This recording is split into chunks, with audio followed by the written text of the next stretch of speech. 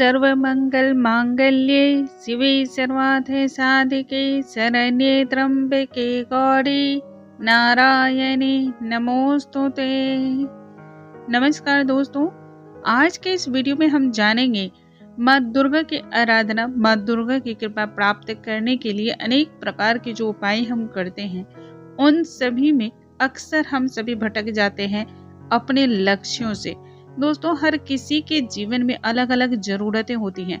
ऐसा बिल्कुल ही नहीं है यदि कोई दूसरा व्यक्ति बीपी की मेडिसिन ले रहा हो तो शुगर का मेडिसिन भी उसे लेना है, या फिर वह बीपी की मेडिसिन ले रहा हो तो थायराइड का मेडिसिन भी उसे लेना है। कहने का मतलब है हर किसी की समस्या अलग है और हर किसी का समाधान भी अलग है। यदि आपके पास समय का अभाव है या आपके पास ऐसा हो कि बहुत कम समय में आप कुछ ऐसी चीजों को प्राप्त करना चाहते हो जो सीधा आपको अपने लक्ष्य तक ले जाए, तो आज का यह वीडियो आपके लिए बहुत ज्यादा जरूरी है देखना। आइए वीडियो को स्टार्ट करते हैं। नमस्कार दोस्तों, कैसे हैं आप सभी? उम्मीद करती हूँ आप सभी स्वस्थ होंगे, सुरक्षित होंगे और आप सभी के उत्तम भविष्य की कामना करते हुए आज का ये वीडियो स्टार्ट करती हूँ। माँ दुर्गा की पूजा और उपासना भारतवर्ष के प्रत्येक घर में बहुत ही श्रद्धा के साथ किया जाता है और इस दौरान हम सभी माँ दुर्गा की उपासना के लिए, माँ दुर्गा के ध्यान के लिए दुर्गा सप्तशती का पाठ अवश्य ही करते हैं या फिर सुनते हैं। दुर्गा सप्तशती का पाठ अपने आप में ही संपूर्ण फलों को देने वाला माना जाता है।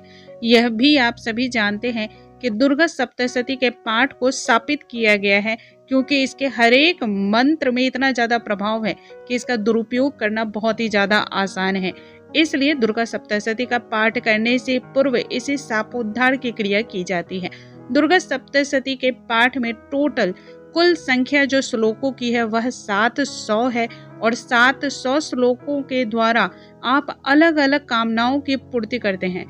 दुर्गा सप्तशती में कुल मिलाकर के 13 अध्याय हैं और 13 अध्याय का जीवन में अलग अलग महत्व है। यदि आपके पास समय का अभाव हो, समय कम हो और ऐसे में आप मनवांछित फल की प्राप्ति करना चाहते हो, तब आप अपने लक्ष्यों के अनुसार या फिर अपनी कामनाओं के अनुसार ही दुर्गा सप्तशती के पाठ का चयन करके और प्रतिदिन आप इसका पाठ करके लाभ प्राप्त कर सकते हैं। आज के इस वीडियो में मैं यही बात बताने वाली हूँ कि यह जो 13 अध्याय हैं उन 13 अध्यायों से किस प्रकार से और कौन से फल की प्राप्ति होती है, ताकि आपके लिए यह करना बहुत ही ज्यादा आसान हो जाए। देखिए, दुर्गा सप्तशती का पाठ करने से जो है ना, जितने भी अमांगलिक ग्रह होते हैं उनसे आपको मुक्ति मिल जाती है, या फिर जो दुष्प्रभाव आपकी कुंडली पर ग्रहों के द्वारा पड़ रहे होते हैं उनके दुष्प्रभाव का जो असर होता है वह बहुत ही ज्यादा कम हो जाता है, या फिर कई बार ऐसा देखने को मिलता है कि वह पूरी तरह से खत्म हो जाता है। अंतर इतना सा है, या फिर आप अपनी कितनी श्रद्धा से आप इस पाठ को करते हैं, कितने विश्वास के साथ करते हैं, यह बहुत ही ज्यादा आवश्यक है। आइए अब हम जानते हैं 13 अध्याय से आपको किन किन फलों की प्राप्ति होती है। दुर्गा सप्तशती के जो पहला अध्याय है, जो प्रथम अध्याय है, वह हर प्रकार की चिंता को मिटाने के लिए माना जाता है। यदि आपको मानसिक तौर पे किसी भी परेशानी से आप जूझ रहे हो, मानसिक तौर पे आप किसी कारण से बहुत ज्यादा अपने आप को व्यथित महसूस करते हो, तब ऐसे में आपको दुर्गा सप्तशती के प्रथम अध्याय का पाठ करना चाहिए और प्रतिदिन करना चाहिए। ऐसा करने से आप टेंशन से मुक्त हो सकते हैं, तनाव से मुक्त हो सकते हैं। वहीं दूसरे अध्याय का यदि आप पाठ करते हैं तो आपके ऊपर किसी भी तरह का मुकदमा, झगड़ा वगैरह चल रहा हो तो उसमें आपको विजय की प्राप्ति होती है। यह पाठ विजय प्राप्ति के लिए बहुत ही ज्यादा आवश्यक माना जाता है। लेकिन आपको यह भी याद रखना है, किसी भी तरीके से किसी भी पाठ का गलत और दुरुपयोग आपको नहीं करना है। किसी को बुरा साबित करने के लिए आपको किसी भी पाठ को करने की जरूरत बिल्कुल नहीं है, वरना इसके नुकसान भी होते हैं। यदि आप अपने शत्रुओं से परेशान हो, बार बार कोई आपको अकारण ही नीचा दिखाने की कोशिश करता हो, या आपको बार बार वह परेशान कर रहा हो और आप अपने शत्रु से मुक्ति प्राप्त करना चाहते हो, तब ऐसे में दुर्गा सप्तशती के तीसरे अध्याय का आपको पाठ करना अनिवार्य हो जाता है। यदि आप दुर्गा सप्तशती के चतुर्थ अध्याय का पाठ करते हैं तो यह आपकी भक्ति, शक्ति और दर्शन को दिखाता है। जो भी व्यक्ति साधना से जुड़े हुए होते हैं माँ के प्रति पूर्ण रूप से समर्पित होते हैं या समाज के कल्याण हेतु किसी भी कार्य को करना चाहते हो तो उन्हें यह पाठ अत्यधिक लाभ देता है।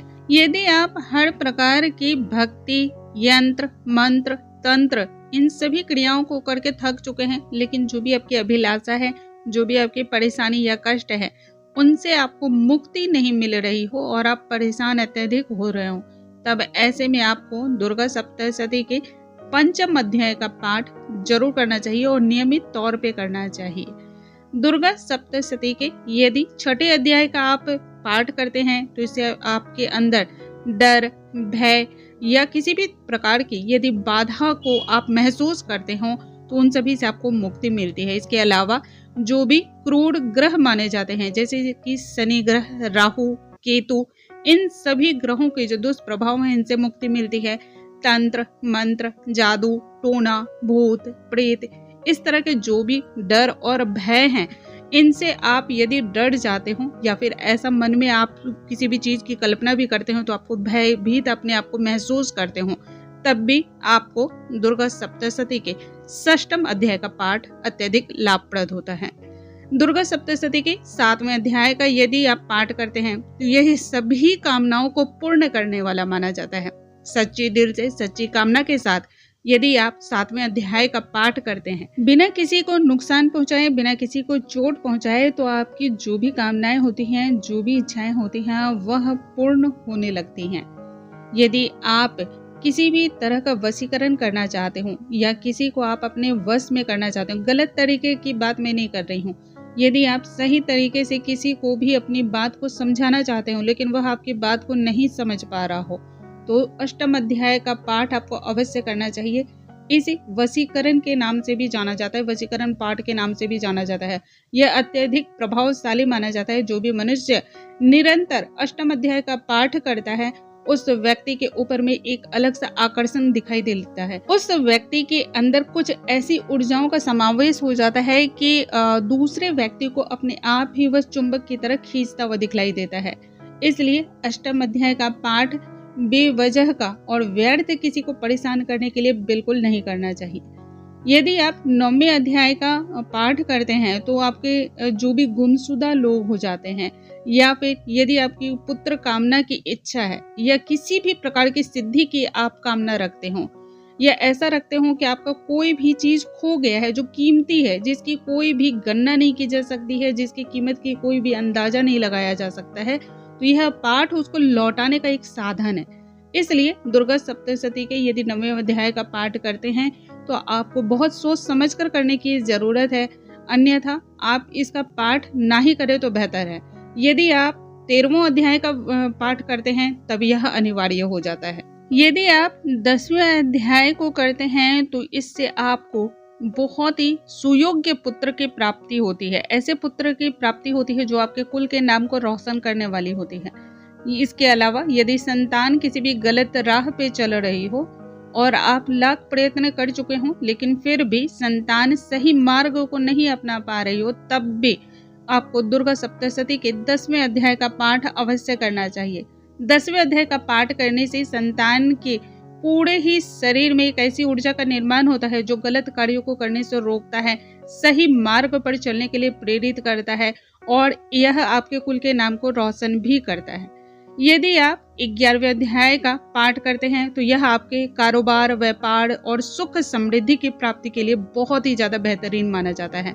कारोबार में यदि बार बार हानि हो रही हो या बेवजह आपके पैसे गलत जगह पे खर्च हो जा रहे हो जो कि आपको समझ नहीं आ रहा हो, या ऐसा है कि पैसा आता है बट रुकता नहीं है आपके पास, बेकार के कार्यों में बार बार आपके पैसों का अनावश्यक रूप से खर्च हो जाना बहुत बड़ी समस्या मानी जाती है, तब ऐसे में आपको 11वें अध्याय का पाठ अनिवार्य रूप से प्रतिदिन करना चाहिए और नियम से करना चाहिए। यदि आप भी औरों की नजर में, समाज में मान सम्मान की प्राप्ति करना चाहते हैं, इज्जत कमाना चाहते हैं, नाम फेम कमाना चाहते हैं, किसी भी तरह के व्यर्थ के दोषारोपण आप अपने ऊपर कभी भी ऐसी चाहत नहीं रखते हैं, तब आपको दुर्गा सप्तशती के 12वें अध्याय का पाठ करना जरूर चाहिए। दुर्गा सप्तशती का जो भी व्यक्ति 12वें अध्याय का पाठ करता है उसे संपूर्ण जीवन मान सम्मान की प्राप्ति होती है, सुखों की प्राप्ति होती है और किसी भी चीज का अनावश्यक रूप से उसके ऊपर दोषारोपण नहीं होता है, गलत कार्यों के द्वारा किए गए आरोप उस पर नहीं लगते हैं। यदि आप 13वें अध्याय का पाठ करते हैं तो यह भक्ति मार्ग को दर्शाता है। यह पाठ करने से आपको भगवान के और भी ज्यादा करीब आप जाते हैं। माता रानी आपके ऊपर सदैव अपनी कृपा दृष्टि बनाए रखती हैं। साधना की पूर्णता के लिए भी यह पाठ अनिवार्य माना जाता है। उम्मीद है आज का यह वीडियो आप सभी को बहुत अधिक पसंद आया होगा। वीडियो थोड़ा सा भी हेल्पफुल लगा हो तो लाइक, शेयर और सब्सक्राइब करना बिल्कुल ना भूलें। अगले वीडियो में एक नई जानकारी और अद्भुत जानकारी के साथ हम फिर से मिलेंगे। तब तक के लिए नमस्कार दोस्तों।